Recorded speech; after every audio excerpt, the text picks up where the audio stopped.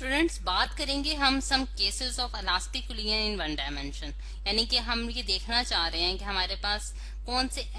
मतलब कि different cases हम डिस्कस करेंगे जिसमें इलास्टिक कोलिजन जो है वो एग्जिस्ट कर रही होगी। और इलास्टिक कोलिजन के बारे में हमने ये पढ़ रखा है कि वहाँ काइनेटिक एनर्जी जो है वो क्या होती है, कंजर्व रहती है। और उसके लिए जो है वो हम लोगों ने जैसे कि अगर मैं यहाँ लिख देती हूँ कि काइनेटिक एनर्जी की कंजर्वेशन जो है वो होल्ड करती है। और दूसरी चीज हमने ये देखी थी स्टूडेंट्स कि जिस तरह से हमने दो बॉल्स का जिक्र किया था और हर केस में हमने बॉल्स को लेके उनके बारे में जो है वो स्टडी किया था कि किस तरह से उनमें जो है वो कोलिजन्स का प्रोसेस जो है वो एग्जिस्ट कर रहा होता है। ठीक है, अब अगर हम देखें स्टूडेंट्स कि हमारे पास जब दो बॉडीज आपस में कोलाइड करती हैं, फॉर एग्जांपल हम बॉल्स की बात कर लेते हैं, ठीक है, और अगर इनकी वेलोसिटीज v1 और v2 हैं और इनके मैसेज m1 m2 हैं और जब ये कोलाइड करते हैं वन डायमेंशन में, यानी कि अब यहाँ अगर मैं इसके एरो हेड को ठीक कर देती हूँ कि अगर वन डायमेंशन की बात करें एक एक्स एक्सिस में, यानी कि एक्स एक्सिस के लॉन्ग जो है वो दोनों बॉडीज जो है वो मूव कर रही हैं। ठीक है, तो उन केसेस में हमारे पास जब आफ्टर कोलिजन जो इनकी वेलोसिटीज आती थी स्टूडेंट्स, वो हमारे पास क्या आती थी कि हमारे पास एक v प्राइम आ जाती थी और दूसरी हमारे पास यानी कि v2 प्राइम और v1 प्राइम हमारे पास की फाइनल वेलोसिटीज आ गई थी। ठीक है, v1 प्राइम और v2 प्राइम आफ्टर कोलिजन की बात कर रही हूँ मैं। ठीक, तो अब ये जो दो वेलोसिटीज हैं ये हमारे पास बेसिकली अननोन है और बाकी हमें मैथ मालूम है इन बॉल्स का, हमें इनकी वेलोसिटीज मालूम है। और ये v1 प्राइम और v2 प्राइम हमने पिछले लेक्चर्स में जो कैलकुलेट किए थे, मैं उनके सिर्फ रिजल्ट्स लिखने जा रही हूँ। यहाँ v1 प्राइम की जो वैल्यू आई थी वो आई थी हमारे पास m1 minus m2 whole divided by m1 plus m2 into v1 और प्लस हमारे पास आया था 2m2 whole divided by m1 plus m2 into v2। ठीक है, ये हमारे पास v1 प्राइम यानी कि फाइनल वेलोसिटी ऑफ हमारे पास मैस m1 की आ गई थी और final velocity of mass m2 जो है स्टूडेंट्स वो हमारे पास आ रही है 2m1 whole divided by m1 plus m2 into v1। ठीक है, और plus m2 minus m1 whole divided by m1 plus m2 into v2। ठीक है, ये स्टूडेंट्स हमारे पास फाइनल वेलोसिटी आ गई फॉर मैस m2। अब हम जो है कुछ केसेस कंसिडर करेंगे जिनमें हमने फाइनल वेलोसिटीज जो है वो फाइंड आउट करनी होगी, जिसमें दो बॉडीज जो है वो इलास्टिक कोलिजन्स परफॉर्म कर रही है इन वन डायमेंशन। ठीक है, अब ये फॉर्मूलाज जो है इनको हम जो है अंडर कंसिडरेशन रखेंगे। अब सबसे पहले मैं आपको दिखाती हूँ कि जिस तरह से हमारे पास फर्स्ट केस क्या होता है। ठीक है, फर्स्ट केस हम डिस्कस करेंगे। केस यहाँ मैं लिख देती हूँ केस नंबर 1। केस नंबर 1 हमारे पास कुछ इस तरह से है कि हमारे पास दो बॉल्स हैं, ठीक है, और उनके सेम मैसेज हैं। ठीक है, एक को मैंने पर्पल कलर से शो कर दिया, एक को मैंने ब्लू कलर से शो कर दिया। अब इनके जो मैसेज हैं स्टूडेंट्स वो m1 और m2 हैं और हम ये कहते हैं कि हमारे पास m1 जो है वो इक्वल आ जाता है m2 के। और इनकी जो इनिशियल वेलोसिटीज थी स्टूडेंट्स वो हमारे पास क्या है, v1 और v2 हैं। अब हमने इनकी फाइनल वेलोसिटीज जो है वो फाइंड आउट करनी है, यानी कि v1 प्राइम फाइंड आउट करना चाहते हैं हम लोग और v2 प्राइम जो है वो हम लोग फाइंड आउट करना चाहते हैं। अब उसके लिए हम ये अबव इक्वेशंस यूज करते हैं और अबव इक्वेशन अगर मैं यूज करूं तो v1 प्राइम हम कैसे फाइंड करेंगे, m1 is equal to m2 put करेंगे तो हमारे पास ये वाली पूरी टर्म क्या हो जाएगी, जीरो हो जाएगी, क्योंकि m1 माइनस m1 जो है हमारे पास जीरो हो जाएगा। और यहाँ अगर मैं m1 पुट करूं तो आप देख सकते हैं मेरे पास 2m1 is equal to m1 plus m1 into v2 आ जाएगा। और ये इसको मैं सिंप्लीफाई करूं तो मेरे पास क्या आंसर आता है, v2, यानी कि 2m1 और ऊपर भी हमारे पास न्यूमिनेटर और डिनोमिनेटर में m1 आ जाता है। तो जिससे मुझे पता चला कि मेरे पास v1 प्राइम यानी कि v1 प्राइम की मेरे पास क्या वैल्यू आई है, v2 आई है। ठीक है, और इसी तरह बिल्कुल इसी प्रोसेस के तहत मैं v2 प्राइम की वैल्यू भी फाइंड आउट कर सकती हूँ कि यहाँ मैं अगर m1 is equal to m2 put करती हूँ तो ये वाली पूरी टर्म हमारे पास जीरो हो जाती है और ये वाली टर्म जो है इसमें हमारे पास क्या बचता है, v1 बचता है, यानी कि v2 प्राइम जो है वो v1 के बराबर आ जाता है। यानी कि इस ये तो मेरे पास की मैथमेटिकल एक्सप्रेशन आ गए। लेकिन अगर मैं देखूं कि जब दो बॉडीज जो है जो सेम मैसेज के आपस में कोलाइड करती हैं तो वो जो है उनमें क्या होता है कि आफ्टर कोलिजन यानी कि m1 मैस जो है वो v2 वेलोसिटी के साथ मूव करेगा, यानी कि उनकी फाइनल वेलोसिटी क्या होगी, जो है फाइनल वेलोसिटी जो है वो m1 की वो किसके बराबर हो जाएगी, v2 के बराबर हो जाएगी। और हमारे पास जो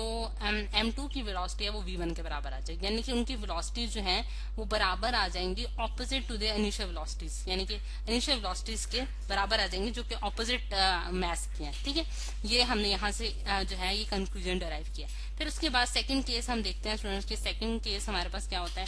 केस नंबर 2 हम डिस्कस करते हैं। केस नंबर 2 कुछ इस तरह से है कि हमारे पास जो मैथ्स है, यानी कि दो मैसेज, सेम मैसेज की दो बॉडीज हैं, लेकिन जो सेकंड मैस है वो एट रेस्ट है, यानी कि सेकंड मैस जो है वो क्या है, एट रेस्ट है। इस केस में हमारे पास क्या हो रहा है स्टूडेंट्स, बिल्कुल वही वाले फॉर्मूलाज हम यूज करेंगे, फाइनल वेलोसिटीज हम फाइंड आउट करना चाह रहे हैं। तो अगर मैं m1 is equal to m2 put करूं तो हमारे पास जो पहली वाली टर्म है वो अगेन में इसी फॉर्मूला के तहत ये वाली टर्म जो है हमारे पास 0 के बराबर आ जाएगी, और v2 क्योंकि हमारे पास 0 है तो इस वजह से हमारे पास v1 प्राइम की वैल्यू क्या आ जाएगी, 0 आ जाएगी। ठीक है, v1 प्राइम की वैल्यू क्या आ गई, हमारे पास 0 आ गई, और v2 प्राइम की वैल्यू जो है वो क्या आएगी, अगर मैं m1 is equal to m2 put करती हूँ, m1 is equal to m2 put करती हूँ तो ये वाली टर्म 0 हो जाती है, और v2 यहाँ मैं m1 is equal to m2 put करूँ तो मेरे पास v1 आ जाता है। ठीक है, तो यहाँ मेरे पास v1 आ गया।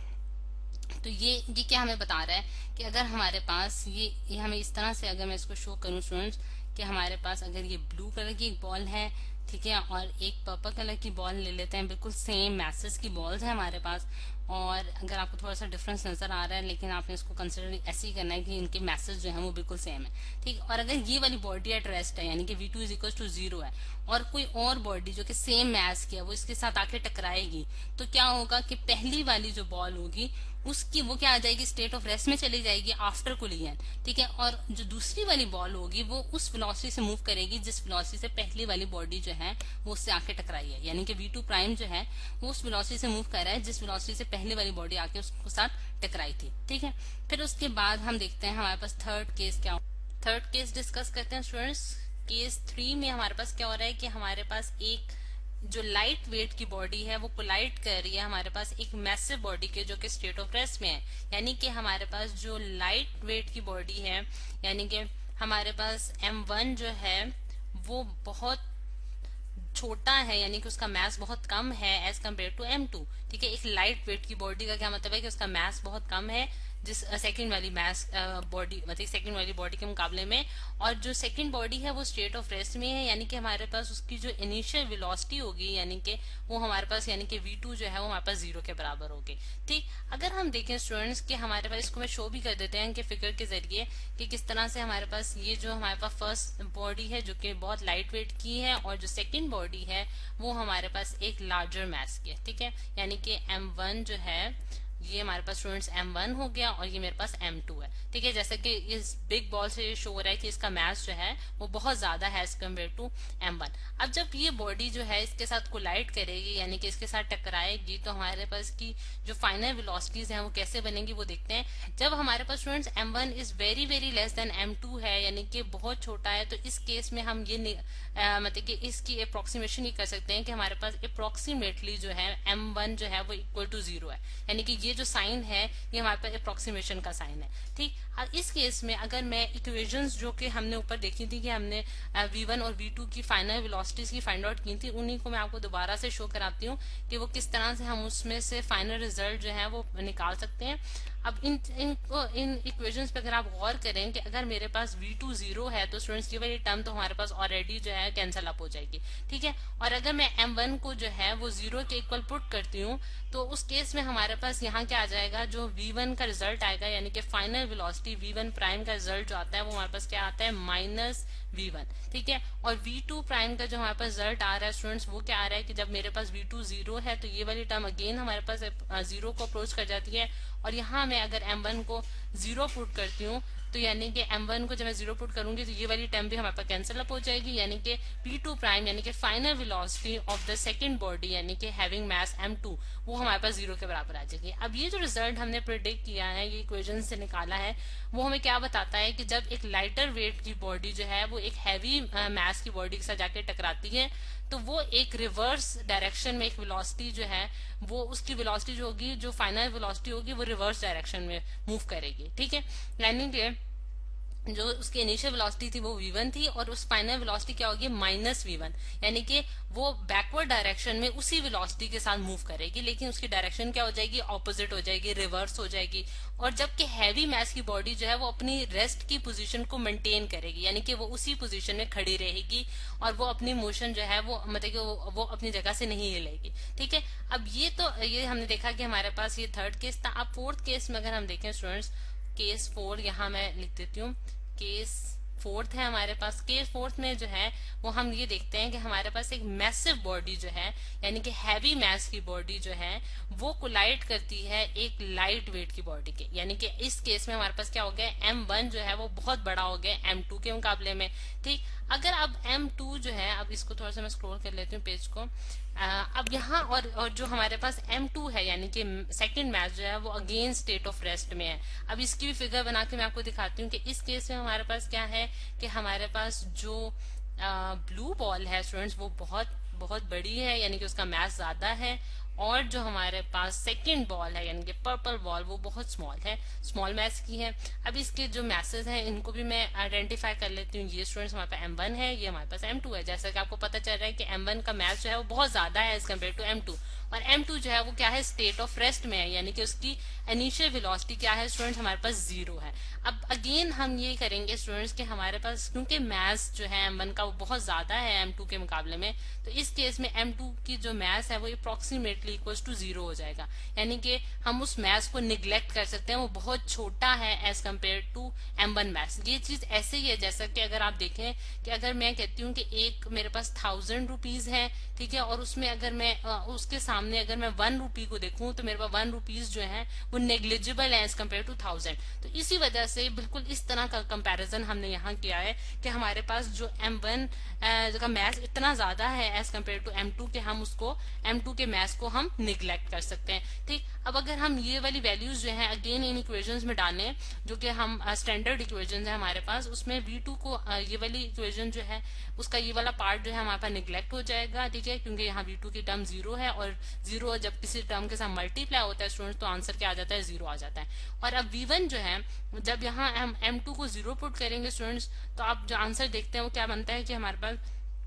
V1 प्राइम जो है वो V1 के बराबर आ जाता है, और हमारे पास यहाँ V2 प्राइम अगर final velocity of the second body में निकालूं तो हमारे पास क्या आएगा कि यहाँ V2 की वजह से ये वाली टर्म जो है हमारे पास 0 हो जाएगी, और यहाँ जो है स्टूडेंट्स हमारे पास अगर मैं M2 को 0 पुट करूं तो मेरे पास क्या आंसर आता है, 2V1 आंसर आता है। M1 से कैंसिल हो जाएगा और 2V1 हमारे पास आंसर आ जाएगा। अब इसका क्या मतलब है स्टूडेंट्स, इस रिजल्ट को हम किस तरह से देखते हैं कि हमारे पास जब एक हैवी मैस की बॉडी किसी लाइटर मैस की बॉडी के साथ जाके टकराती है तो उसकी जो इनिशियल वेलोसिटी यानी कि V1 थी, तो इनिशियल वेलोसिटी के साथ ही फॉरवर्ड डायरेक्शन में मूव करती है, यानी कि उसकी फाइनल वेलोसिटी क्या होगी, बराबर होगी उसकी इनिशियल वेलोसिटी के। और जबकि सेकंड बॉडी जो होगी स्टूडेंट्स यानी कि जो हैविंग मैस M2 यानी कि सेकंड बॉडी जो होगी वो डबल वेलोसिटी के साथ मूव करेगी, कि मतलब कि उसकी जो वेलोसिटी होगी वो 2 टाइम्स V1 हो जाएगी, यानी कि मतलब कि बहुत